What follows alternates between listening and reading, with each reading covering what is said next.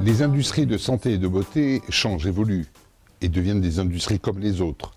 Elles doivent intégrer les notions de performance industrielle. Or, cette notion de performance industrielle ne peut se faire qu'à travers un management bien compris, bien vécu. On ne manage plus aujourd'hui comme on manageait il y a 10 ou 20 ans.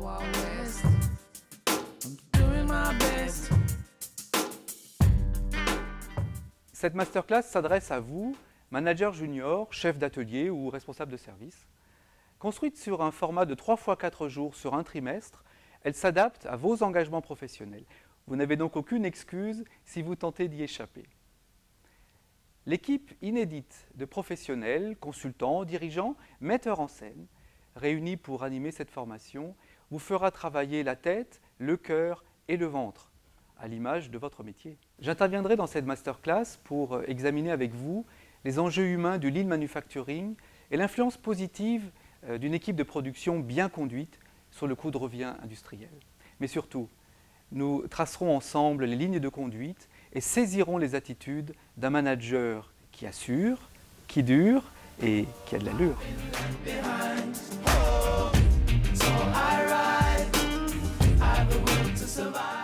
Dans le cadre des masterclass, j'interviendrai essentiellement sur la maîtrise des techniques et des fondamentaux du manager, c'est-à-dire gérer une équipe, gérer un conflit, s'affirmer, être leader et surtout veiller au respect des règles. Tout cela doit permettre d'améliorer la performance de l'entreprise, des équipes et du manager, tout en construisant des relations durables, sincères, basées sur la confiance et l'écoute.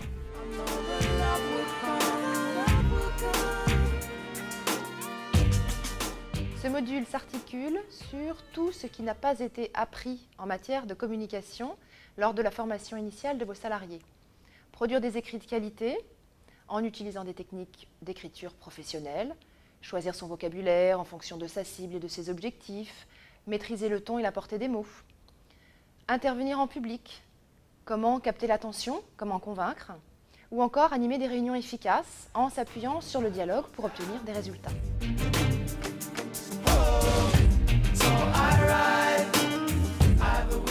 Les managers, dans leur position, doivent répondre à la fois à la performance et à la santé au travail. Pour répondre à ces besoins, l'ergonomie considère que la performance est indissociable de la santé au travail. Concrètement, nous proposons plusieurs outils, dont celui de la démarche méthodologique pour analyser l'activité de travail.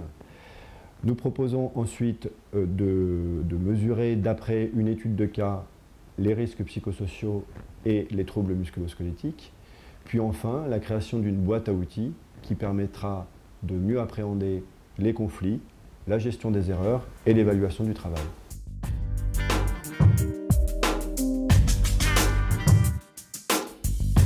Aujourd'hui, on sait qu'on est passé d'une protection, on va dire, des risques physiques pour les collaborateurs à une protection plus globale et qui intègre donc la dimension psychosociale, la dimension psychique, qu'on connaît bien sous les termes de risques psychosociaux. Les objectifs de cette intervention sont de former au repérage des situations à risque, de sensibiliser les managers aux problématiques de santé de leurs collaborateurs et faire de ces managers des préventeurs.